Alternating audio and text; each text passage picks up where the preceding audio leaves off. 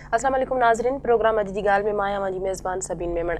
नाज़रीन, मुल्क के हिन वक़्तु केतिरा ई मसइला आॾो आहिनि, पर दहशतगर्दी हिकु अहिड़ो चैलेंज बणिजी वियो आहे जेको हर माण्हूअ लाइ हिकु नासूर बणिजी वियो आहे। इन हवाले सां वफ़ाक़ी हुकूमत जेके कोशिशूं करे रही आहे, उन नतीजे में 9 सेप्टेम्बर ते सूमर ॾिहाड़े आल पार्टीज़ कॉन्फ्रेंस इस्लामाबाद में सॾाई वई आहे। नाज़रीन, इन हवाले सां अॻु में बि केतिरियूं आल पार्टीज़ कॉन्फ्रेंसिस थी चुकियूं आहिनि, उन्हनि जो एजेंडा छा हो, उन्हनि जी पॉलिसी छा हुई, पर के नतीजा न निकिरी सघिया। पर हीअ जेका आल पार्टीज़ कॉन्फ्रेंस सॾाई पई वञे 9 सेप्टेम्बर ते, जंहिंमें सभई सियासी पार्टियुनि जा अॻवान शिरकत कंदा, इन में कहिड़ी एजेंडा हूंदी, इन छा इहा आल पार्टीज़ कॉन्फ्रेंस सिंध जे अवाम लाइ को सुठो सवण साबित थी सघंदी, इन जा के नतीजा निकिरी सघंदा। इन ते ॻाल्हाइण लाइ अॼु असां सां स्टूडियो में महिमान आहिनि पीपी अॻवान गुल मोहम्मद जखरानी। वॾी महिरबानी अवां जी, मां प्रोग्राम में आया। असांजा ॿिया महिमान आहिनि राजा खलीक अंसारी साहब, नवाज़ लीग अॻवान। वॾी महिरबानी अवां जी। पहिरीं मां तव्हां खां पुछणु चाहींदमि जखरानी साहब, त दहशतगर्दनि जूं जेके कार्रवाई थियूं आहिनि, इन में हज़ारे माण्हू जेके आहिनि से मौत जो खाज बणिया आहिनि। छा दहशतगर्दनि सां ॻाल्हियूं करण लाइ अॻु में बि एतिरियूं आल पार्टीज़ कॉन्फ्रेंस थियूं? हिन जेका आल पार्टीज़ कॉन्फ्रेंस आहे, इनखे तव्हां कीअं था ॾिसो? छा इन में का अहिड़ी नई पॉलिसी जुड़ी सघंदी? ॾिसो, पहिरीं ॻाल्हि इहा त जेको दहशतगर्दी या टेररिज़म वारी जेका सूरत हाल आहे असांजे मुल्क में, इन खे काफ़ी साल थी विया आहिनि। ऐं मां सम्झो इन जी जेका इब्तिदा थी आहे उहा थी आहे ज़ियाउल हक़ जे टाइम में, जॾहिं मुजाहिदीन हुया या उन्हनि जी सॼी सपोर्ट थी, उनखां पोइ तब्दील थिया। साॻी उन्हनि मां वरी तालिबान थी आहे। मतिलबु आहे त हिन वक़्तु सॼी मुल्क उन जे पर चढ़ियल आहे। उन लाइ इहा हिकिड़ी सुठी ॻाल्हि आहे जो सभई जेके बि मुल्क जा स्टेक होल्डर्स आहिनि या सियासी जमायतूं आहिनि, उन्हनि सभिनी सां वेही मशावरत करणु इहा ख़राबु ॻाल्हि कोन्हे। अॻु में बि जीअं तव्हां पाण पंहिंजे इंट्रो में इहा ॻाल्हि कई आहे त अहिड़े क़िस्म जूं गॾिजाणियूं थींदियूं रहियूं आहिनि, पर हाणे हिकिड़ो अहिड़ो माहौल जुड़ियो आहे जो अमेरिका खां वठी हिते बि त इन्हनि सां डायलॉग कजनि। हाणे ज़ाहिर आहे उहे सभु इन मीटिंग में इहे शयूं डिबेट में ईंदियूं त डायलॉग त कहिड़नि सां कंहिं सां कबियूं, उन जा कंडीशन कहिड़ा आहिनि। बज़ाहिर त जेकॾहिं हो अहिड़े क़िस्म जूं ॻाल्हियूं कनि पिया अॻु में, उहे त यानी जेके डूएबल न आहिनि। जीअं मिसलन उहे चवनि भई इहा आइन ई असांखे क़बूल न आहे ऐं असांखे फलाणे क़िस्म जो निज़ाम खपे, पंहिंजे मर्ज़ी जो इस्लामी निज़ाम घुरिजे, या मतिलबु इहा हाणे जेका सूरत हाल ईंदी साम्हूं, उहो जॾहिं आल पार्टीज़ कॉन्फ्रेंस थींदी, मीटिंग थींदी, एजेंडा में इहे शयूं रखबियूं या अॻु में के हुन सां राब्ता थिया आहिनि, उहे बि अॻुवाननि जे साम्हूं रखंदा, जेके बि सॼे मुल्क जा अॻुवान गॾु थियनि था। त मां सम्झो इहा सुठी ॻाल्हि आहे, गॾिजण का ख़राबु ॻाल्हि कोन्हे। उन में जेके शयूं थियूं या जेका डेवलपमेंट थी आहे उहे बि साम्हूं ईंदी ऐं जेके सजेशन उहे साम्हूं ईंदा।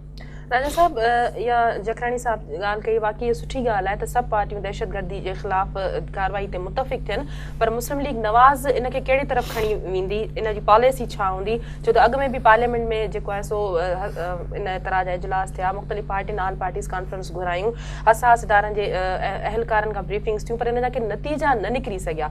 वफ़ाक़ वटि कहिड़ी पॉलिसी हूंदी, को नओं एजेंडा? ॾिसो, सभ खां पहिरीं त इहा ॻाल्हि साम्हूं अचे पई त वफ़ाक़ वटि बहरहाल वफ़ाक़ संजीदा आहे। वफ़ाक़ी हुकूमत तमामु seriously law and order situation खे बहितर करण जे लाइ उपाउ वठी रही आहे ऐं उन जे लाइ सभिनी स्टेक होल्डर्स खे ऑन बोर्ड वरितो पियो वञे। आल पार्टीज़ कॉन्फ्रेंस बि इन ई करे हूंदियूं आहिनि त सभिनी मुल्की जमातुनि खे उन में शरीक करे ऐं जेके ईंदड़ फ़ैसिला आहिनि उन्हनि ते न सिर्फ़ु सभिनी खे कॉन्फिडेंस में विढ़िजे, पर उन्हनि सभिनी जी राय खे बि उन में शामिलु कजे, उन्हनि जी एडवाइज़र्स खे बि शामिलु कजे त जीअं ही जेको असीं दहशतगर्दीअ जे ख़िलाफ़ जेका जंग विढ़ी रहिया आहियूं, इन में सभिनी खे ऑन बोर्ड वरितो वञे। ईअं न लॻे त हीअ जंग हिकिड़ी ख़ासि मक़सद लाइ विढ़ी पई वञे या हिकु ख़ासि धुर इहा जंग विढ़े पई, पर लाज़मी ॻाल्हि आहे जीअं दहशतगर्दीअ जा जेके निशानो आहे उहो पूरो पाकिस्तान आहे, अहिड़े तरीक़े सां दहशतगर्दीअ जे ख़िलाफ़ जेकॾहिं विढ़णो आहे त उहो पूरे पाकिस्तान खे गॾिजी करे विढ़णो आहे। हिकिड़ी जमात, हिकिड़ी पार्टी, हिकिड़ो नज़रियो या हिकिड़ो कोई माण्हू उनखे नथो हैंडल करे सघे। इहे सभिनी सियासी जमातुनि खे मिली करे का न का पॉलिसी जोड़नी पवंदी। मुस्लिम लीग नवाज़ जी क्लियर कट पॉलिसी आहे त असां ज़ीरो टॉलरेंस ॾेखारींदासीं। असां कंहिं बि क़िस्म जी जेका इन खां अॻु में जीअं ॾिठो वियो आहे त दहशतगर्दीअ खे रोकण जे लाइ जॾहिं कानून नाफ़िज़ करण वारा इदारा हरकत में अचनि पिया त सियासी जमातूं उन में इंटरफेयर पियूं कनि। पुलिस खे असीं चाहियूं था त पॉलिटिसाइज़ न कयो वञे, डीपॉलिटिसाइज़िंग हुजे पुलिस जी, पुलिस जे मथां कंहिं बि क़िस्म जो सियासी दबाव न हुजे। रेंजर्स जेकॾहिं सुभाणे कराची में ऑपरेशन करणु वञी रही आहे त रेंजर्स बि कंहिं बि क़िस्म जो को सियासी दबाव क़बूल न कंदी। जेकॾहिं के दहशतगर्द गिरफ़्तार थियनि था त कंहिं सियासी जमात जी या कंहिं सियासी अॻुवाण जी कॉल न वेंदी त हिनखे छॾियो आहे, हिनखे विहारियो या हिनखे ॿधो। अहिड़े तरीक़े सां मुल्की लेवल ते बि जॾहिं तालिबान जे ख़िलाफ़ का प्लानिंग थींदी या उन्हनि जे ख़िलाफ़ जॾहिं ऑपरेशन जो फ़ैसिलो कयो वेंदो त उन में बि कंहिं बि क़िस्म जी न बैनुल अक़वामी दबाव क़बूल कयो वेंदो, न को कंहिं सियासी क़िस्म जो दबाव क़बूल कयो वेंदो। त इहा त पॉलिसी जो असांजो पहिरियों नुक़्तो आहे त असां कंहिंजो दबाव क़बूल न कंदासीं। ॿियो, डिटर्मिनेशन जेका आहे कंहिं बि सियासी जमात जेसिताईं उनजी रिट न आहे, उनजी मर्ज़ी न आहे, उनजी विल न आहे, उहे डिटर्मिन न आहिनि, तेसिताईं कुझु नतीजा हासिल नथा थी सघनि। असां ॾिठोसीं माज़ी में त 3 जमातूं पाकिस्तान पीपल्स पार्टी, मुतहिदा क़ौमी मूवमेंट, ANP गवर्नमेंट में बि हुयूं ऐं 3 हिक ॿिए सां दस्तो गिरेबान बि रहियूं ऐं 3 जा इंट्रस्ट रहिया कराची में मुख़्तलिफ़ नोयतुनि जा ऐं 3 लॉ एंड ऑर्डर सिचुएशन खे मेंटेन करण में नाकाम बि वयूं। लामौला असां तॾहिं चवंदा हुआसीं त इहे 3 ज़िम्मेदार बि आहिनि। डिटर्मिनेशन न हुई, माण्हू चवंदा हुया। हाणे बि ताज़ो मियां नवाज़ शरीफ़ साहब खे कराची ताजरनि चयो त तव्हांजे साॼे पासे क़ाइम अली शाह साहब वेठो आहे, खाॿे पासे इशरत लिबास साहब वेठो आहे। इन्हनि ॿिन्ही त अॻु में गवर्नमेंट करे चुका आहिनि, इन्हनि जी विल ई न आहे, इन्हनि जी ख़्वाहिश ई न आहे त को हीउ मसइलो हल करे सघनि। इन करे तव्हांखे इंटरफेयर करणो पवंदो ऐं इन सॼे मामले खे ॾिसणो पवंदो ऐं उन ई तरफ़ असां वञी रहिया आहियूं। संजीदगी ॾेखारी आहे ऐं माण्हुनि महसूसु कयो आहे त मियां नवाज़ शरीफ़ तमामु संजीदा आहिनि ऐं हीअ सभु कोशिशूं उन जे लाइ आहिनि। इन ई करे असां सुठो बहितर जमहूरी माहौल ॾिसो न, जॾहिं तव्हां जंग विहण वेंदा आहियो दहशतगर्दी जे ख़िलाफ़ त तव्हांजे मुल्क में बहितरीन जमहूरी माहौल हुजे। इहो ई सबबु आहे त मोहतरम आसिफ अली ज़रदारी साहब खे असां अलविदाई तक़रीब जो एहतमाम कयो वियो वज़ीर आज़म हाउस में, त जीअं बहितरीन जमहूरी माहौल जुड़े। जॾहिं असां पाण में विड़ियल हूंदासीं, दस्तो गिरेबान हूंदासीं, हिक ॿिए जे ख़िलाफ़ साज़िशुनि में मसरूफ़ हूंदासीं, दुश्मन मज़बूत थींदो। इन करे मियां नवाज़ शरीफ़ तमामु संजीदगी सां, तमामु ॾाहप सां इहो सॼो फ़ैसिलो कयो आहे त असां सभिनी खे गॾु खणी हलूं ऐं हिन दहशतगर्दीअ जे लानत मां पाकिस्तान खे आज़ादु करायूं। जखलानी साहब, इन ते छा चवंदो? तव्हां गुज़िरियल 5 साल वफ़ाक़ में बि तव्हांजी हुकूमत हुई, सूबनि में बि तव्हांजी हुकूमत हुई, पर हालतूं ख़राब रहियूं। कराची में 7,500 खां वधीक माण्हू जेके आहिनि से मारिया विया, ख़ैबर पख्तूनख्वा में ड्रोन अटैक्स थिया, बलोचिस्तान में हज़ारे माण्हू जेके आहिनि से गुम थिया, जेके अञा ताईं लापता आहिनि, ड्रोन हमला थींदा रहिया। त तव्हां सम्झो था तव्हांजूं पॉलिसियूं जेके हुयूं, ऑल पार्टीज़ कॉन्फ्रेंस बि सॾाई वयूं, तव्हां पार्टियुनि खे गॾु करण जी कोशिशि बि कई, त उहे सभु नाकाम रहियूं। न तव्हां ॿियनि सूबनि में अमन कराए सघियो, न सिंध में तव्हां अमन कराए सघियो। ॾिसो न, हे जेको वार एंड टेरर जो इशू आहे, इहो सिर्फ़ु कराची जो या हिकिड़े शहर जो या हिकिड़े सूबे जो न आहे, पूरे मुल्क उन जे लपेट में आहे। जंहिंजे लाइ मां पहिरियों बि तव्हांखे गुज़ारिश कई त इहो इनजी आबियारी थी आहे ज़ियाउल हक़ जे टाइम में। वरी उनखे परवान चढ़ायो आहे जनरल मुशरफ, जंहिं हिकु टेलीफोन कॉल ते सॼी पंहिंजी परली पॉलिसी तब्दील करे छॾी। लेकिन उहो जंग असांजी ॻिची में पइजी वियो ऐं उन में काफ़ी हज़ारनि जी तइदाद में, जीअं तव्हां पाण चयो त नुक़सानु थियो आहे, कैजुअलिटीज़ थिया आहिनि।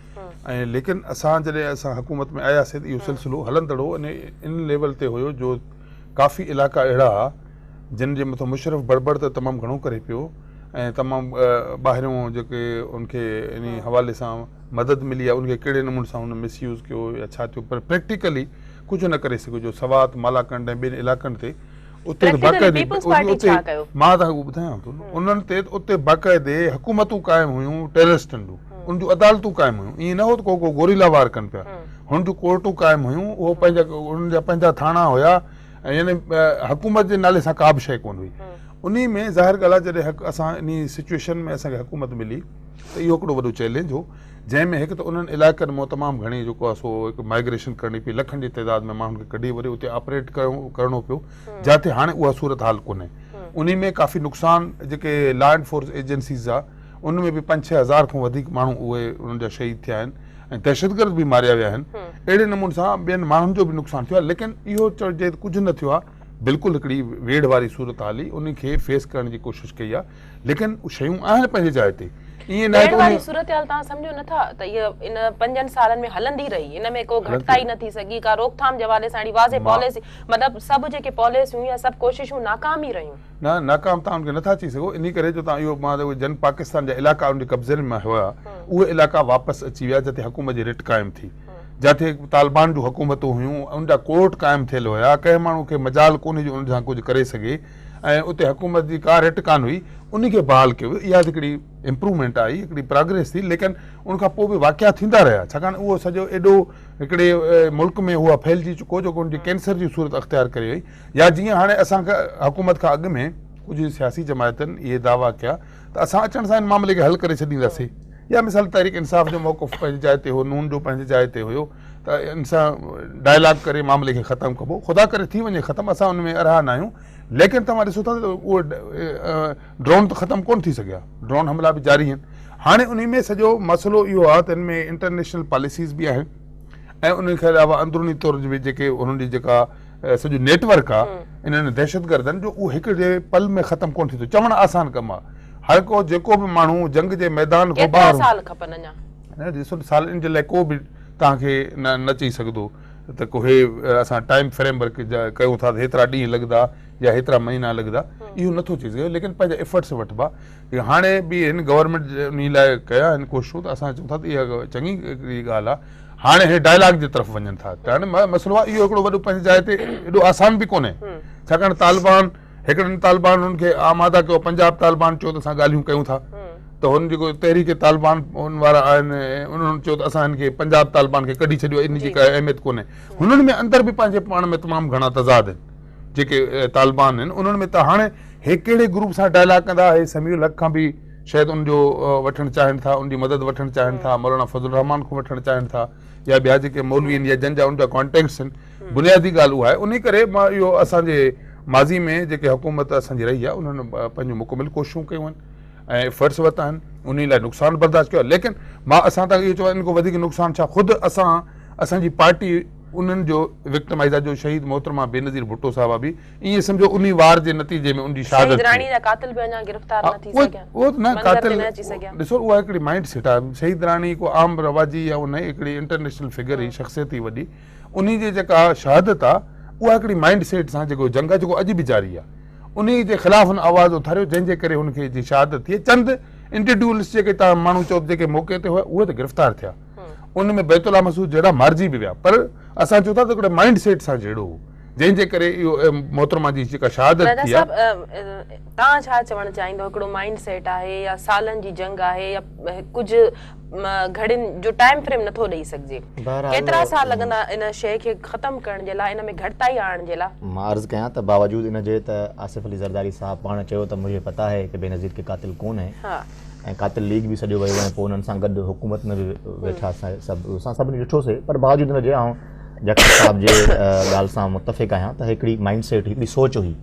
बेनज़ीर साहिबा जी सोच जमहूरी सोच हुई, अवाम दोस्त सोच हुई, ऐं बेनज़ीर साहिबा जी कातिल जेका सोच आहे उहा शिदत पसंदाना सोच हुई, उहा अवाम दुश्मन सोच हुई। पर असांखे थोरो इन पहिरियां बि ॾिसणो पवंदो त छा मोहतरमा बेनज़ीर भुट्टो साहिबा जे क़त्ल जे एवज़ में जेका हुकूमत आई, पीपल्स पार्टी जी हुकूमत आई, छा उन मोहतरमा बेनज़ीर भुट्टो साहिबा जी उन सोच जी तकासी न कई जंहिं सोच मोहतरमा बेनज़ीर भुट्टो खे क़त्ल कयो, यानी जंहिंमें अवाम ॾुतड़ल हुजे, जंहिंमें माण्हुनि खे तव्हां पहिरियों फ़क़ीर करे छॾियो, जंहिंमें नौकरियूं जेके आहिनि उहे विकामजंदियूं हुजनि, जंहिंमें सिंध धरती असांजी जीजल मां ॿ टुकड़ा थींदी हुजे, ऐं असां हैदराबाद में जलसा कयूं ऐं सिंध असेंबली इजलास में वॾा वॾा टहक ॾियूं ऐं पोइ साॻियो ई निज़ाम वरी पाण ख़तमु कयूं ऐं पाण मञूं, कन्फेस कयूं, त इन जो मतिलबु इहो ई थियो त असां जेको अॻु में ॿिटो निज़ाम जेको नाफ़िज़ कयोसीं ऐं रड़ियूं पए कयूंसीं, मतिलबु उहो ग़लति हुयो। इहे सभु हाञा हिन धरती ॾिठा।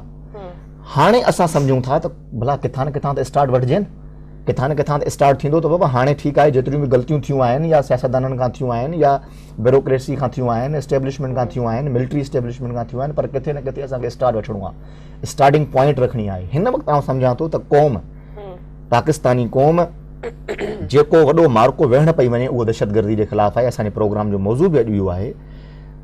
क़ौमूं जॾहिं इन क़िस्म जा मार्का वेहण वेंदियूं आहिनि तॾहिं चइनि शयुनि जो ख़्यालु रखियो वेंदो आहे। हिकिड़ो असांखे ॾिसणो पवंदो त असांजी स्ट्रेंथ छा आहे, हिन वक़्तु ताक़त छा आहे, असांजूं वीकनेसिस कहिड़ियूं आहिनि, कमज़ोरियूं कहिड़ियूं आहिनि, असांखे अपॉर्चुनिटीज़ कहिड़ियूं आहिनि, मौक़ा कहिड़ा आहिनि हिन सॼे मामले खे हल करण जे लाइ, असांखे थ्रेट्स कहिड़ा आहिनि, असांखे ख़तरा कहिड़ा आहिनि। मां सम्झां थो त हिन वक़्तु सभ खां वॾी जेका असांजी स्ट्रेंथ, असांजी ताक़त आहे, उहा असांजी ॿधी साबित थींदी। लेकिन असां मज़बूत थी वियासीं, हिकिड़े पॉइंट ते सभु मुतफ़िक़ थी वियासीं। असां पंहिंजे सुठा सुठा माण्हू, सुठियूं सुठियूं जमातूं, पाकिस्तान जी ॻाल्हि कंदड़ जमातूं, पाकिस्तान जे आइन में रही करे पाकिस्तान जे फलाह ऐं बहबूद लाइ कमु कंदड़ जमातूं जेकॾहिं हिकु थियनि थियूं त इहा असांजी ताक़त हूंदी। अच्छा, आर्मी चीफ हिकु दफ़ो चई चुको आहे त इस्लाम बि अहिड़ियुनि कारवायुनि जी इजाज़त नथो ॾे जेके तालिबान कनि था, ऐं तालिबान सां जंग थियणु घुरिजे, त फ़ौज जी हिकमत अमली कहिड़ी हूंदी या फ़ौज खे हिन पॉलिसी तहत एतमाद में वरितो वेंदो या न? इन ते मां ब्रेक खां पोइ तव्हां खां जवाबु वठंदमि। नाज़रीन, वक़्तु आहे ब्रेक जो, वठूं था ब्रेक।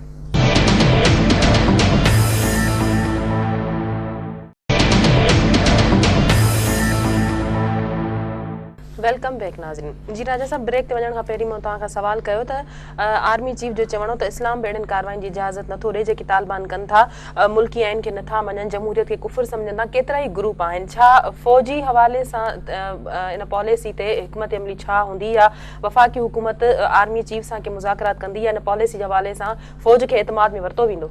ॾिसो, आर्मी चीफ जो बयान जो जेसिताईं तालुक़ु आहे, सम्झां थो त उहो त मुल्क जूं सभई जमातूं सभई लीडर इन ॻाल्हि ते मुतफ़िक़ आहिनि त इस्लाम इन्हनि हरकतुनि जी इजाज़त नथो ॾे जंहिं तरीक़े सां दहशतगर्दी थी रही आहे, ऐं हुननि बि उहा ई साॻी ॻाल्हि वरजाई आहे। पॉलिसी आर्मी कोन ठाहींदी आहे, पॉलिसीज़ जमहूरी हुकूमतूं ठाहींदियूं, पोइ उहे सभिनी सां सलाह मशवरो करे ठाहीनि थियूं। उहो तमामु सुठी ॻाल्हि आहे। डिक्टेटराना निज़ाम में ऐं जमहूरी निज़ाम में इहो ई फ़र्क़ु हूंदो आहे त जमहूरी निज़ाम में सभिनी खे ऑन बोर्ड वठी करे सभिनी जी सलाह मशवरे खे ऐं सभिनी ख़ासि तौर ते अवाम जी राय जो एतिराम कबो आहे। ऐं जेका पॉलिसी हुकूमत जोड़ींदी उनखे आर्मी पाबंद हूंदी त उन पॉलिसी जी उहा पाबंदी करे ऐं उन ते उनजे मथां अमल करे। त आर्मी चीफ साहिबु जेको चयो आहे उहो बिल्कुलु सही चयो आहे, ऐं इहा सभिनी जी राय आहे। इन करे पॉलिसीज़ जेका आहे उहा मां अॻु में वर्त कयां त पॉलिसी ठहंदी वफ़ाक़ी गवर्नमेंट जे तरफ़ां, जंहिंमें ॿ शयूं लाज़मी हूंदियूं, हिकु डिटर्मिनेशन जेका तमामु ऐं ॿी संजीदगी सीरियसनेस। असां ॿई शो करे चुका आहियूं ऐं ॿिन्ही उन जी तरफ़ वञी रहिया आहियूं। हाणे असांखे ज़रूरत आहे ॿधीअ जी, इतिहाद जी। मां उन ते ज़ोर ॾियां पियो ब्रेक खां अॻु में त असांखे पंहिंजी क़ुवत खे, पंहिंजी ताक़त खे, पंहिंजी ॿधीअ खे असांखे पंहिंजी जेका आहे उहा स्ट्रेंथ बणाइणो पवंदो, पंहिंजी ताक़त बणाइणी पवंदी। उहा ई असांजी ताक़त बणिजंदी जेका असांखे ऐं दुनिया जी सभिनी क़ौमुनि में, तव्हां चाइना जो मिसाल वठो, तव्हां फ्रांस जो मिसाल वठो, तव्हां इवन इंग्लैंड जो मिसाल वठो, जॾहिं जॾहिं इन्हनि क़ौमुनि ते के बुरा वक़्तु आया आहिनि, जॾहिं इहे क़ौमूं इनक़िलाबी एवोल्यूशन प्रोसेस मां गुज़रियूं आहिनि, त इन्हनि क़ौमुनि हमेशह ॿधीअ जो मुज़ाहिरो कयो आहे। ऐं उहे क़ौमूं हमेशह बर्बादु थियूं आहिनि जिते ॾफेड़ हूंदो आहे, जिते शिया सुनी फ़सादात हूंदा आहिनि, जिते मज़हब जे नाले ते माण्हुनि खे विढ़ायो वेंदो आहे, जिते क़ौमियतुनि जे नाले ते माण्हुनि खे विढ़ायो वेंदो आहे, उहे क़ौमूं हमेशह परते हूंदियूं आहिनि। तव्हां सिंध जो मिसाल वठो, असां सिंध में तव्हां ॾिसो त अर्ली 90s खां वठी बल्कि 80s खां वठी करे हिते सिंधी मुहाजिर झगड़ा कराया विया, ऐं अॼु ॾींहं ताईं शहरी ऐं दही आबादी में जेको झेड़ो हलंदो पियो अचे, अञा ताईं उन जो को फ्रूटफुल रिज़ल्ट्स या फ्रूटफुल क़िस्म जो को हल साम्हूं न अची सघियो आहे। उहो ई सबबु आहे त सिंध हमेशह ॾुतड़ियल आहे। जेकॾहिं सिंध मज़बूत थी वञे त सिंध पंहिंजा हक़ वठी ॼाणींदी, सिंध पंहिंजो ड्यू शेयर वठी सघे थी, सिंध में तरक़ी थी सघे थी। अॼु छा सबबु आहे त असां घुटकी खां अॻिते सफ़र कयूं था, असांखे रोड, रस्ता, स्ट्रीट लाइट्स असांखे लॻे थो असांखे ॿिए निज़ाम में अची विया आहियूं, कंहिं ॿिए मुल्क में अची विया आहियूं। छा सबबु आहे त जॾहिं असां रहीम यार खान खां हेठि ट्रेवल कयूं था त खॾा शुरू थी था वञनि, ऐं असांखे ख़बर थी पए त सिंध में दाख़िल थी विया आहियूं। छा सबबु आहे? त इहो ई सबबु आहे त जेके क़ौमूं मुतहिद रहनि थियूं उहे तरक़ी कनि थियूं। असांखे हिन सॼे जेको दहशतगर्दीअ जो जेको जिन आहे, जेकॾहिं इन सां वेहणो आहे, इन क़िस्म जो जेको जाइंट मां चवां थो तमामु वॾी हिकिड़ी बला बणिजी चुकी आहे, इन सां जेकॾहिं असांखे मुक़ाबिलो करणो आहे त असांखे मुतहिद थियणो पवंदो। उहा ई असांजी ताक़त बणंदी। जगराणी साहब, तव्हां नथा सम्झो त उन्हनि ख़िलाफ़ कार्रवाई थियणु घुरिजे जिन सरहदनि जे रखवालनि ते जेके हमला कया आहिनि? मेरान बेस ते हमिलो थियो, GHQ ते हमिलो थियो। न, उहो त बिल्कुलु उनखे केर बि को ज़ी शऊर जेको बि हूंदो उहो केर बि न चवंदो त उन्हनि खे को नाहे छॾिणो आहे या उनखे माफ़ु करिणो आहे। पर सुवालु इहो त आख़िरकार वॾियूं वॾियूं जंगूं लॻण खां पोइ बि माण्हू नेट टेबल ते वेहणो पए थो, ऐं तमामु तवील जंग हलियो जंहिंमें हज़ारनि माण्हुनि जो क़त्लेआम थियो आहे, नुक़सान थिया आहिनि। उनखां पोइ सुवालु आहे इहो त आख़िरकार पोइ ॻाल्हियूं छा ते थींदियूं, केरु थो ॻाल्हाए ऐं उन्हनि जो कहिड़ी ऑर्गेनाइज़ेशन ॻाल्हाए थी, इहे सभु शयूं बहस तलब आहिनि। पर अगरि डायलॉग थियनि था त मां सम्झां थो उन लाइ इन खे को एतिराज़ केर बि न कंदो, पर इहो ज़रूरु थींदो त कंहिंसां ॻाल्हाइबो, कहिड़नि बुनियादनि ते ॻाल्हाइबो, हुननि जा डिमांड इलाही ग्रुप ठही विया आहिनि। इहो मसइलो पंहिंजी जाइ ते थींदो, पर हे हिकिड़ी नेक नीति सां कॉन्फ्रेंस थिए थी। मां सम्झां थो त उनमें जेके बि मुल्क जूं सियासी अॻुवान आहिनि पार्टियुनि जा, उहे सभु उनमें शरीक थींदा। बाक़ी मां हिकिड़ी ॻाल्हि ते रुगो मुंहिंजे साईं जेको ॻाल्हायो मां उन ते ज़रूरु चवंदो, छाकाणि हिकु त बहस ते हले थो ऑल पार्टीज़ कॉन्फ्रेंस ते, या जेके टेररिज़म हले थो उन हवाले सां साईं ॿ टे ॻाल्हियूं कयूं त अॻु में हे शयूं थियूं सिंध में या डिलीवर न थियो आहे। हाणे इहे हिकिड़ा सियासी इख़्तिलाफ़ रहिया आहिनि या इशू पैदा थिया आहिनि, उन्हनि इशुनि खे जेके सियासी असांजा मुखालिफ़ आहे उन खणी मैदान ते अवाम वटि विया आहिनि। ऐं हालांकि बिटो टिटो को निज़ाम कोन हो, उन में जेको बि शयूं आयूं उन में जेके कराची जे उनखे वधीक मेयर खे अख़्तियारात कुझु वधीक ॾिना विया जंहिं ते एतिराज़ थियो, ऐं उहो जमहूरियत जो इहो हुस्न आहे, उन शयुनि खे मञियो वियो, तस्लीम कयो वियो त माण्हुनि जा जेके ग्रीवेंसिस आहिनि उहो जाइज़ आहिनि, वापसि वरितो। इहो को पहिरियों दफ़ो न थियो आहे, हर जमहूरी हुकूमत में थींदो आहे। ऐं इन खे अगरि मार्शल लॉ हुजे मार्शल माना नूल आहे, उहो उनजो ज़िद हूंदो आहे। कंहिं बि शइ खे अगरि माण्हू अवाम को मुतालबो करे थो त उन खे बजाए जो ईअं रिस्पॉन्स ॾियनि, उन शइ खे मञनि, छाकाणि असां त अवाम खे ताक़त जो सरचश्मो अवाम खे सम्झूं था न। अवाम जे ॻाल्हि खे मञणु, उनखे लाइ पोइ ते हटणु, उहा का अहिड़ी घटिताई जी ॻाल्हि न आहे। लेकिन मार्शल में या गैर जमहूरी जे क़ुवतूं आहिनि, उन्हनि जो जवाबु हूंदो आहे गोलियूं हलायो, माण्हुनि खे मारियो, माण्हुनि खे घसीटियो, माण्हुनि खे कोड़ा हणो, माण्हुनि खे फटका हणो, लेकिन जमहूरी रवायत इहे न आहिनि। तंहिं करे उहे शयूं बल्कि इहे जेके बि शयूं उन जे लाइ अलाए केतिरा पार्टियूं ठहियूं जुड़ियूं, न एहतजाज कयो त उन जे एहतजाज खे रिस्पॉन्स ॾिनो वियो। लेकिन उनखां पोइ 11 मई ते अवाम वटि वियासीं न, अवाम त पाकिस्तान पीपल्स पार्टी सां साथ ॾिनो, उनखां पोइ इहे सभु शयुनि जो जेका शइ उनजी अहमियत ख़तमु थी वई। त माण्हुनि सिंध जे अवाम पंहिंजो पाण खे, हालांकि हिते तमामु 10 जमायतूं केतिरनि जमायतनि जा इतिहाद जुड़िया, पर उन्हनि जूं जिथे किथे ज़मानतूं ई ज़ब्त थी वियूं, उनखे अहमियत बि न ॾिनो माण्हुनि। इहा त हिकिड़े माण्हुनि जो फ़ैसिलो आहे न। तंहिं करे मां इन ॻाल्हि जो मूंखे हिते चवणु न हुयो ज़रूरी, छाकाणि अधे जो ज़िक्र कयो तॾहिं मां इन जी ॻाल्हि कई। तंहिं करे पाकिस्तान पीपल्स पार्टी हिकिड़ी जमहूरी पार्टी आहे, उन में इन ॻाल्हि खे चवणु, मिसाल किथे माण्हू बुख हड़ताल ते वेठा आहिनि, वञी उन्हनि जी ॻाल्हि मञी उनखे उथारे उतूं, त इहो चइजे त हुकूमत जी घटिताई थी आहे। न, अवाम जी ॻाल्हि खे मञिणो आहे, अवाम जे एहतजाज खे मञिणो आहे, अवाम जूं जेके जाइज़ घुर्जूं आहिनि उनखे तस्लीम करिणो हूंदो आहे, उनमें का घटिताई जी ॻाल्हि न हूंदी आहे। लेकिन उन वटि वरी उनजो फ़ैसिलो छा हूंदो आहे, उनमें 5 साल इंतज़ारु करिणो हूंदो आहे, वरी अवाम वटि वञिबो आहे, वरी फ़ैसिलो ताक़त अवाम आहे। तंहिं करे अवाम पंहिंजो फ़ैसिलो ॾेई छॾियो, उन्हनि ॻाल्हियुनि जी कंहिं बि जी बि न ॿुधी वई, जेके बि उन जा अहिड़े क़िस्म जा इशूज़ पैदा कया। न, उहे सुकड़ जी ॿियो जुदा बहस आहे। इहो इन खां अॻु में बि 97 में त पाकिस्तान पीपल्स पार्टी जे असेंबली में टोटल 17 मेंबरनि सां गॾु वञी वेठा, ऐं उनखां पोइ बि इहो जीअं तव्हां इहा ॻाल्हि कई वई त इहो तासुर हिकिड़ो ॾिनो वियो या इहो चयो पियो वियो त हाणे सुकुड़जी वई, हाणे पीपल्स पार्टी उहा न रही। लेकिन तव्हां पाण ॾिठो त उनजा जेके 97 वारा जेके रिज़ल्ट आहे उहे कीअं थिया, उहो असां त उन वक़्तु हुई शहीद मोहतरमा हयात हुई। शहीद मोहतरमा जमहूरियत जे सिस्टम खे हलाइण लाइ बावजूदि ग्रीवेंसिस जे नतीजनि खे क़बूल कयो, लेकिन हालात अहिड़ो फेरो खाधो जो chief of army staff, MI chief, ISI chief सभिनी सुप्रीम कोर्ट में अची बयान ॾिना आहिनि त असां कहिड़े नमूने सां पैसा विराया आहिनि, कहिड़नि कहिड़नि सियासतदान खे केतिरा केतिरा अमाउंट पैसा ॾिनासीं ताकी मोहतरमा शहीद खे अॻिते अचणु न वञे, ऐं जेको इलेक्शन रिज़ल्ट आहिनि उनखे कहिड़े नमूने पंहिंजे मर्ज़ी जा नतीजा, भले उहो त अलॻि बहस थी। हाणे बि इन जा नतीजा अॻिते ईंदा। असां पंहिंजे माण्हुनि लाइ इलाही कुझु कयो आहे। वांटेड माण्हू असांजे मुल्क में जेके से पनाह वठनि था, जेके दुनिया जा मोस्ट वांटेड आहिनि। रेमंड डेविस वारे मामले खे ॾिसजे त ॿियनि मुल्कनि जा माण्हू पंहिंजनि माण्हुनि खे छॾण लाइ क़सास दही तहत करोड़ों रुपया भरे था वञनि ऐं पंहिंजा माण्हू आज़ाद कराए था वञनि। उते तव्हां पंहिंजनि माण्हुनि जे लाइ छा कयो? जेके माण्हू रोज़ हज़ारे माण्हू मरनि था, हिकिड़ो बि कातिल गिरफ़्तार न थी सघियो या उन्हनि जे ख़िलाफ़ अहिड़ी दहशतगर्दी जे ख़िलाफ़ पॉलिसी न ठही सघी जो क़त्लेआम कराची में सिर्फ कराची में पर सॼी सिंध में इहा सूरत हाल आहे, माण्हू सफ़र नथा करे सघनि। माण्हू वाक़ई मसइला आहिनि, ईअं न आहे त घणनि जाइनि ते जेके चङा चङा ऑफिसर लॻा आहिनि उते क्राइम रेट घटि बि थियो आहे, ऐं काफ़ी जाइनि ते तव्हांजे अख़बारनि में ॿियनि बि अचनि था कि केतिरा इनकाउंटर थिया आहिनि, केतिरा धाड़ेल मारिजी विया आहिनि, केतिरा दहशतगर्द मारिजी विया आहिनि। ऐं तव्हां अगरि तव्हां वटि टाइम आहे त तव्हां सुभाणे सेंट्रल जेल जो वञी विज़िट करे अचो हैदराबाद, तव्हां ॾिसो केतिरा क्रिमिनल गिरफ़्तारी कंहिं कया आहिनि, फ़रिश्तनि त कोन कया आहिनि न, हितों जे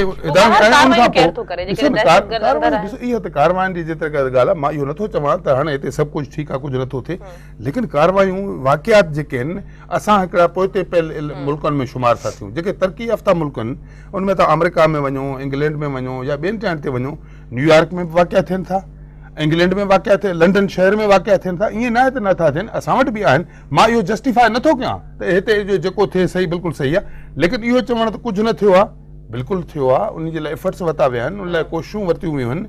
लेकिन दहशतगर्दी वारो जेको हिकिड़ो सॼो आहे सिस्टम, हिकिड़ो दहशतगर्द ऐं उन खां अलावा ॿिया हिकिड़ा उहे माण्हू आहिनि जेके हिते वाक़िया कनि था ऐं क्राइम जी सूरत में लोकल माण्हू बि आहिनि, उन्हनि सां बि फेस करण जी कोशिशि कई वई आहे। काफ़ी वाक़िया थिया आहिनि, गिरफ़्तारियूं थियूं आहिनि, ऐं बाक़ी हिकिड़ो अलमियो ज़रूरु आहे जो गिरफ़्तारनि थियण खां पोइ असांजी जेको जुडिशरी सिस्टम आहे, ख़बर न आहे छो उन्हनि खे उन्हनि जे लाइ हिकिड़ी सिंपथी थिए थी जो उहो असांजे लॉ एनफोर्स एजेंसियुनि वारा बि रड़ियूं था कनि त असां हेतिरा वतिरा तमामु ख़तरनाक ॾोहारी गिरफ़्तार बि कया आहिनि, लेकिन उनखे जल्दी रिलीफ मिली थो वञे, ज़मानतुनि ते आज़ाद थिया थियनि या कोर्ट पंहिंजो इंसाफ़ करे उनखे बाइज़त बरी था करे छॾनि। खली साहब इहे इन बि ते तव्हां वाक़िआ छा थियनि था। चवंदव इन इहो वाकई मामिलो काफ़ी दफ़ा जेको आहे सो मौज़ू बहस जो मौज़ू बणजंदो रहियो आहे छा उन्हनि जे ख़िलाफ़ बाक़ाइदा केस मज़बूत नथो थिए त उहे ज़मानतनि ते आज़ाद थी था वञनि? उन में बि ॾिसो असांजी लॉ एनफोर्समेंट एजेंसियूं ई इन्वॉल्व उन किथे न कंहिं हद ताईं आहिनि। हिकिड़े आम माण्हू जे लाइ त जेका उनजे ख़िलाफ़ FIR कढिजी थो उन में अहिड़ा कलम हणनि थो वीचारे ज़मानत ई नथो कराए सघे सघे। बिल्कुलु। ऐं टेररिस्ट जेके आहिनि उन्हनि जे मथां अहिड़ा कलम हणनि था अहिड़ी कची FIR कटनि था जंहिंमें को दम न आहे।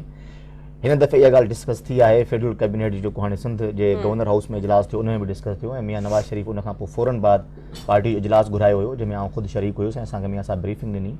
उन में इहा ॻाल्हि डिस्कशन में आई आहे त मुजरिम आज़ाद थी था वञनि। उन जे लाइ वरी बि अदालतुनि ते न छो अदालत न कंहिं लॉ जे तहत छॾनि थियूं न। असांखे लॉ मेकर्स जेके आहिनि जेके सियासतदान असेंबलियुनि में वेठा आहिनि उहे बेसिकली लॉ मेकर्स आहिनि। असांजी आहे इहा ज़िमेदारी त असां अहिड़ा कानून ठाहियूं जंहिंमें इहे बची न सघनि। इन करे मियां नवाज़ शरीफ़ चयो आहे त असां कानून साज़ी बि कंदासीं इन सिलसिले में त दहशतगर्द जेकॾहिं पकड़ी था वञनि था भताखोर पकड़िजे थो कातिल पकड़िजे थो ॾोहारी या प्लानर जेको आहे उहो पकड़िजे थो त उन जी ज़मानत न थी सघे। उहे नॉन बेलेबल ऑफेंसिस में उनखे शामिलु कयो वञे। उहे असां पंहिंजे कानून में अमेंडमेंट्स ठाहे करे उहे बि असांजे में पाइपलाइन में आहे ऐं असां कंदासीं। चवण जो मक़सदु इहो आहे त असां इहो चई करे पंहिंजी जान कोन था छॾाए सघूं त बाबा अवाम फ़ैसिलो ॾेई छॾियो मतिलबु असां सभु सही हुयासीं। ईअं न आहे। एजुकेशन जेका आहे तालीम कंहिं बि समाज जे अंदरि तमामु वॾो इम्पोर्टेंट किरदारु अदा करे थी।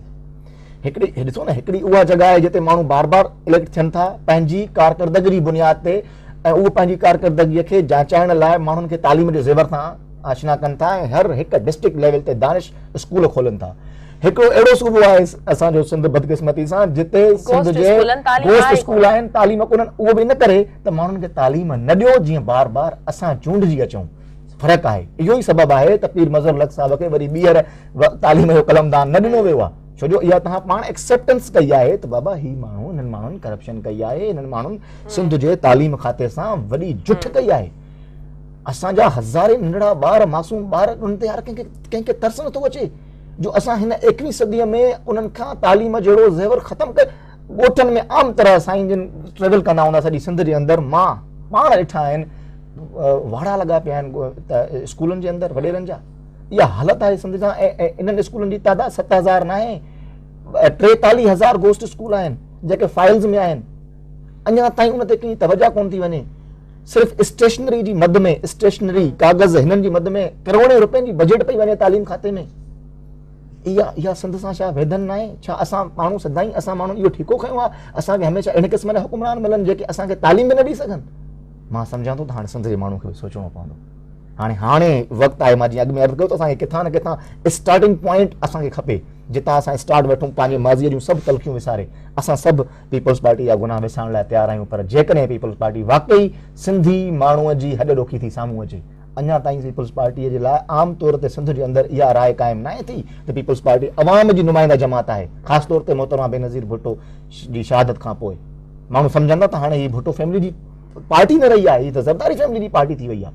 छा इहो आम रुझान न आहे सिंध जे अंदरि?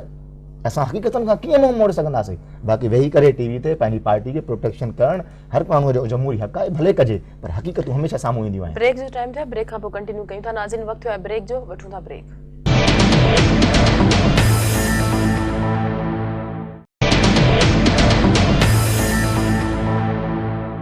वेलकम बैक नाज़रीन। जखरानी साहब बलोचिस्तान में ऑपरेशन थियनि था बलोच गुम था थियनि उन्हनि जी का दाद रसी नथी थिए इन में कंहिंजी नाकामी हूंदी? ॾिसो इन में इहो वॾो इशू आहे बिल्कुलु अफ़सोसनाक वाक़िया थियनि था। इन में असांखे सम्झणु खपे त असांजे मुल्क जा जेके इदारा आहिनि उन्हनि खे घणे वक़्त खां वठी बलूचिस्तान सां जेको सलूक रहियो आहे उहो बहितर न रहियो आहे जंहिंजे करे बलूचिस्तान जे अवाम खे हिकिड़ा उन जा पंहिंजा ग्रीवेंसिस आहिनि। उहो त हाणे को न आहे बल्कि मां सम्झां थो त नवाब नवरोज़ ख़ान खां वठी इहो सिलसिलो हलंदो अचे थो जो उन्हनि सां वेसाघाती कई वई आहे या बलूचिस्तान जहिड़े नमूने सां पाकिस्तान में शामिलु थियो उहा हिकिड़ी एग्रीमेंट ऐं मुआदे तहत थियो उन लाइ उहो घुर कंदा अचनि था त उन मुआदे ते अमल कयो भले उनखे उहो ॿुधण जे बजाए उन्हनि सां हमेशह फ़ौजकशी थींदी रही आहे जंहिंजे करे बलूचिस्तान जे अहिड़े क़िस्म जी सूरत हाल आहे जेको आख़िर में वञी जेको मुशरफ़ आख़िरी जेको किरदारु अदा कयो जेको ॿरंदड़ हिकिड़ो बाह ऑलरेडी हुयो लेकिन उन जे मथां पाणी हारण जे बजाए हुन वरी पेट्रोल जो कमु कयो जो नवाब अकबर ख़ान भुगटी जी शहादत थी जेको हाणे उहो जेको टांडो हो उहो मच थी वियो आहे। सो तंहिंजे करे उन खे बहितर करण जे लाइ कोशिश हिन हुकूमत खे जे मथां फ़र्ज़ु आहे, छाकाणि हिन वक़्तु हुन जा अलाई आहिनि उते। असांजे वक़्त में बि असां कोशिशि कई इन हद ताईं जो ख़ुदि बीइंग हेड ऑफ स्टेट सदर पाकिस्तान बलूचिस्तान जे अवाम खां माफ़ी वरिती त गुज़िश्ता जेके दौर में बलूचिस्तान जे अवाम खे तकलीफ़ूं थियूं आहिनि, छाकाणि हुनजो को पर्सनल त हुनजो न हो, लेकिन सुप्रीम कमांडर जे हैसियत में ऐं सदर पाकिस्तान जे हैसियत में। ऐं उनखां अलावा हुन हिकिड़ी शुरूआति कई, कंहिंजो कल्ह बि जंहिंजो सदर साहिबु जेको प्रोग्राम थियो PM हाउस में उनजो ज़िक्र कयो, असां हिकिड़ो स्टार्ट वरितोसीं। इहो न चऊं था, नथा चऊं त को सभु मसइला हल थी विया। आगाज़ हुकूक बलूचिस्तान जे नाले सां हिकिड़ी शइ जी इब्तिदा कई वई ताकी बलूचिस्तान जे जेके ज़ख़्मनि ते मरहम रखण जी कोशिशि कई वई। मसइला पंहिंजे हिते आहिनि ऐं इहो अॻु में बि हुया, हाणे हिन हुकूमत में बि आहिनि।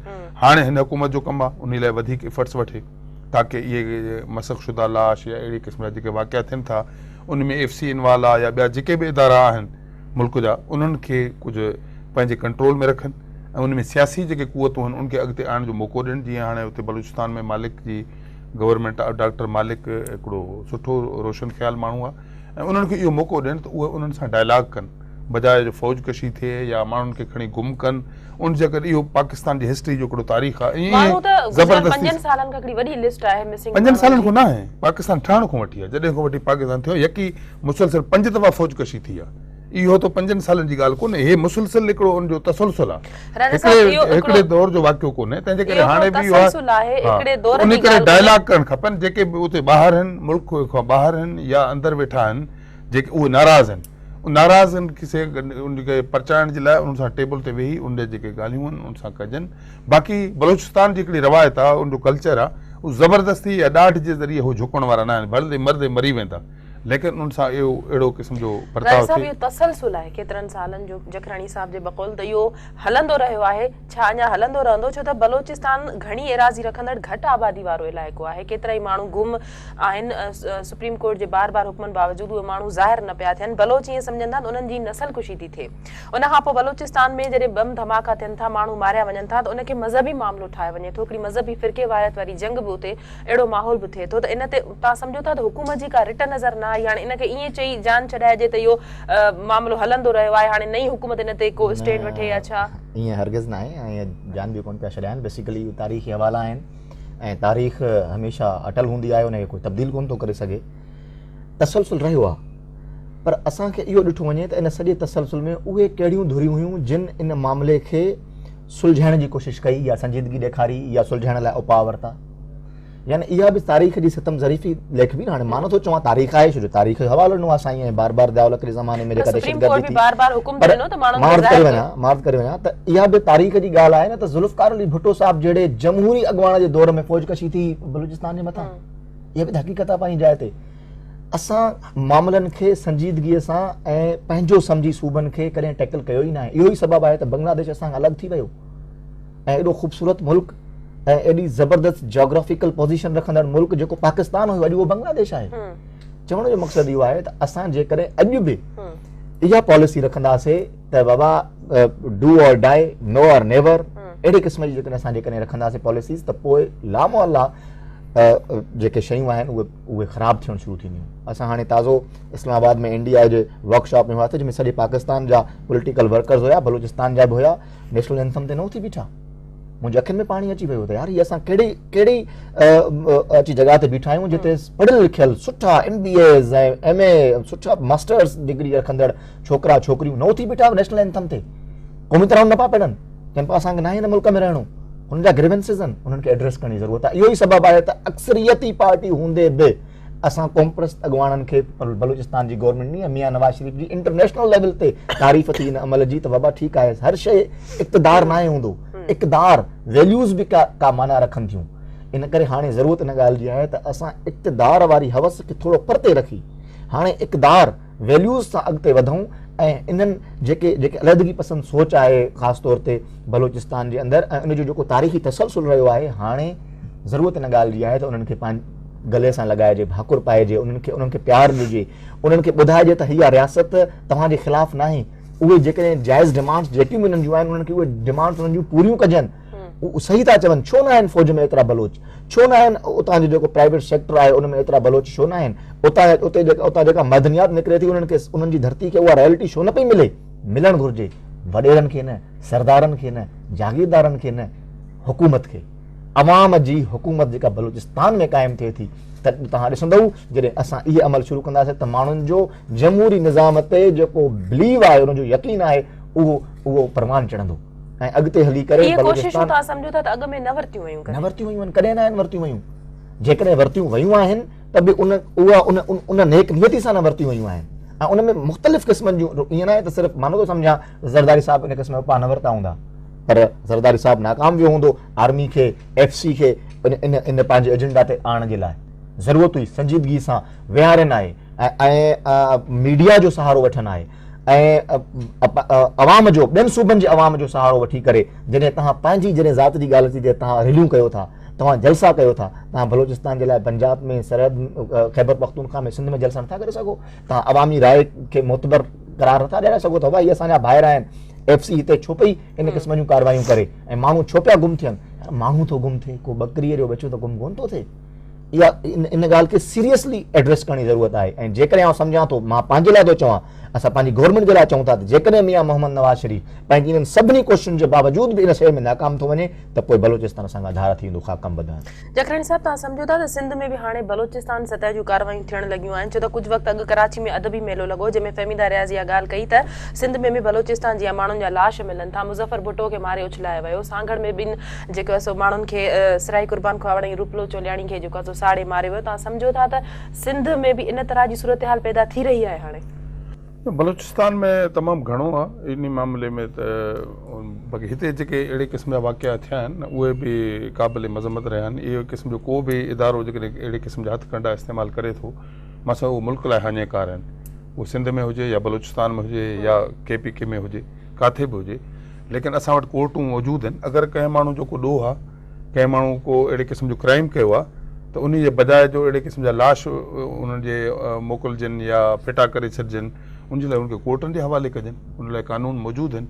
अगरि इन लेवल जो को केस आहे, उनखे उमिरि कैद जी सज़ा अचे या इन खां वधीक सज़ा अचे, उहो कोर्टनि जे ज़रिए, बाक़ी ईअं इदारा पाण वटि पंहिंजा फ़ैसिला कंदा। हुकूमत करे स्टैंड न वरितो त इहे माण्हुनि खे कीअं मारियो वियो या माण्हुनि जा लाश हिते मारे करे कीअं था फिटो कया वञनि? न, ॾिसो न, उन लाइ हिकु त हाणे तव्हां हुकूमत पंहिंजा केतिरा एफर्ट्स वरिता आहिनि, उहे मां सम्झां थो इन लाइ हुकूमत ख़ामोश न रही आहे। लेकिन तव्हां हिकिड़ी शइ बज़ाहिर ॾिसो था, सुप्रीम कोर्ट में इहे मामला आया आहिनि, जंहिंमें सुप्रीम कोर्ट इन इदारनि जे सरबराहनि खे बि मुख़्तलिफ़ वक़्तनि ते पंहिंजो पाण वटि घुरायो आहे, लेकिन उहे चवनि था असां कयो ई न आहे। हाणे उन जे कंहिं वटि को इलाजु कोन्हे, सुप्रीम कोर्ट में बि चवनि था हे असांखे का ख़बर कान्हे। जॾहिं सॼी दुनिया सम्झे थी त बाक़ी के फ़रिश्ता मलाइक ॿाहिरों कोन था अचनि, तंहिं करे हिते कुझु शयूं असांजे मुल्क ठहण खां वठी बदकिस्मती इहा रही आहे, वॾो अलमियो रहियो आहे हिन मुल्क जो मुल्क ठहण सां हिते कुझु अहिड़े क़िस्म इदारनि हिते कब्ज़ो कयो आहे जंहिंमें जमहूरी क़दरनि खां हटी करे हिते आमरत ऐं डिक्टेटरशिप रही ऐं उन्हनि पंहिंजा ख़ुदरू फ़ैसिला कया, जंहिंमें जमहूरियत जे ज़रिए का सियासी क़ुवतूं अॻिते त अचनि थियूं, पर उहे शयूं अञा ते उन्हनि जा बाक़ियात मौजूदु आहिनि। उन मां असां ईअं खणी चइजे त उनजी पसपाई ज़रूरु थी आहे, पर उन मां मुकमल जान असां न छॾाए सघिया आहियूं। उन मां हाणे असां जेतिरे क़दुरु कयो आहे या मौजूदा हुकूमत आहे उनखे पंहिंजा एफर्ट्स वठणु खपनि, त उन्हनि क़ुवतनि खे बि जो ॾियनि जेके अहिड़े नमूने जा हथकंडा इस्तेमालु कनि था, उहे चवनि हाणे उहा त उनखे करणु खपे। हाणे बि तक़रीबन 3 महीना हिननि खे थियण वारा आहिनि, तॾहिं बि का घटिताई कान थी आहे। बलूचिस्तान जी रोज़ बरोज़ तव्हां ॾिसंदा हूंदो जेके वाक़िया जहिड़े नमूने सां थियनि था, उन में शिदत सां इज़ाफ़ो अचे थो, त तंहिं करे उन लाइ बि तमामु घणा हिननि खे इन जे मथां हिन वक़्तु मैंडेट आहे, हिननि जे मथां ज़िमेदारी आहे। इन में असां इहो नथा करणु चाहियूं त हिन सिस्टम खे डीरेल कजे। उन करे कल्ह जेको सो प्रेसिडेंट साहिबु पंहिंजे जेका ख़िताब कयो उन में इहो चई त भई 5 साल असां हिननि खे ॾिना आहिनि। 5 साल जॾहिं इलेक्शन जो ऐलान थींदो पोइ 1 बजे साम्हूं हो मैदान ते लही पवंदासीं, लेकिन असां इन जो सिधो सो चओ त असां सिस्टम खे डीरेल करणु न ॾींदासीं।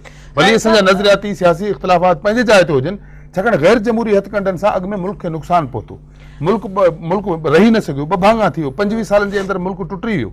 ॿिए तरफ़ जेको सो बलूचिस्तान जी जेका सूरत हाल आहे उहा तव्हांजे साम्हूं आहे, उते माण्हू भागी थियो वेठा आहिनि।